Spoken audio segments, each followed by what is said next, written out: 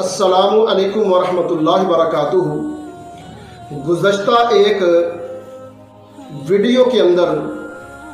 ہم نے بتلایا تھا کہ سورۃ الفاتحہ کے جو عظیم اور بابرکت نام ہیں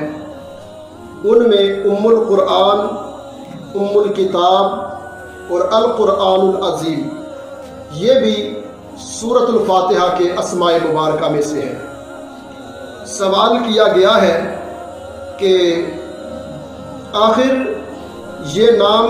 کیوں رکھے گئے ہیں، تو مختصر اس کا جواب یہ ہے کہ نام اس لیے ہے کہ اس سورت میں قرآن مجید کے تمام بنیادی مضامین موجود ہیں، یعنی پورے قرآن پاک کے اندر، پورے قرآن مجید کے اندر جو چیزیں، جو مضامین، جو مضمون، جو عنوانات اللہ کریم نے درج کیے ہیں وہ ساری کی ساری باتیں مختصر اختصار کے ساتھ اللہ کریم نے اس سورہ مبارکہ کے اندر ذکر فرما دیے ہیں۔ مثال کے طور پر قرآن مجید میں اللہ سبحانہ و تعالیٰ کی ذات و صفات، اس کی حمد و ثنا، تمجید، توحید، اس کا ذکر ہے۔ تو جب ہم سورۃ الفاتحہ کی ابتدائی آیات پڑھتے ہیں، الحمدللہ رب العالمین الرحمن الرحیم مالک یوم الدین، تو ان آیات کے اندر یہی چیزیں جو اللہ کی حمد ہے، اللہ کی ثنا ہے، اللہ کی بزرگی ہے، اللہ پاک کے ذاتی نام ہے، اللہ کریم کے صفاتی نام ہے، ان کا ذکر ان آیات کے اندر موجود ہے۔ پھر آگے قرآن پاک کے اندر آخرت کا ذکر ہے، تو اس میں مالک یوم الدین مختصر طور پر ہمیں یاد دلایا گیا، ہماری رہنمائی کی گئی کہ وہ اللہ سبحانہ و تعالی جل شانہ، اللہ عز و جل آخرت کے دن کے جزا کے دن کے مالک ہیں۔ آپ قرآن کریم کو کھول کے دیکھیں، اس میں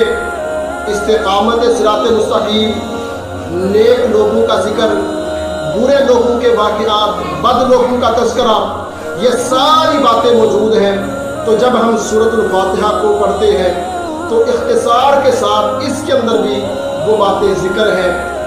اہدنا الصراط المستقیم صراط الذین انعمت علیہم غیر المغضوب علیہم ولا الضالین۔ تو یوں ہمارے اس سوال کا جواب ہمیں مل گیا کہ بھئی ام القرآن، ام الکتاب اور القرآن العظیم، یہ جو تین اسماء مبارکہ ہے سورۃ الفاتحہ کے، اس کی وجہ تسمیہ کیا ہے، کیا وجہ ہے کہ یہ نام سورۃ الفاتحہ کے ہیں؟ تو یہ ام الکتاب، ام القرآن اور القرآن العظیم، جو اس کا معنی ہے کہ قرآن کا خلاصہ، کتاب کا خلاصہ، اور عظیم قرآن مجید، یعنی جو مضامین پورے قرآن مجید کے اندر ہیں وہ ان کا خلاصہ اور ان کو اختصار کے ساتھ اللہ کریم نے یہاں پر ذکر کر دیا ہے۔ اللہ کریم ہم سب کو دین اسلام کو سمجھ کر عمل پیرا ہونے کی توفیق عطا فرمائے۔ خوش رہیں، آباد رہیں، اپنا خیال رکھیں، اپنے بچوں کا، اپنی فیملی کا خیال رکھیں، اور اسلام اور ایمان کی فکر کرتے ہوئے اسلام اور ایمان کے اوپر زندگی بسر کریں۔ اللہ تعالی ہم سب کا حامی و ناصر ہو۔ السلام علیکم ورحمۃ اللہ۔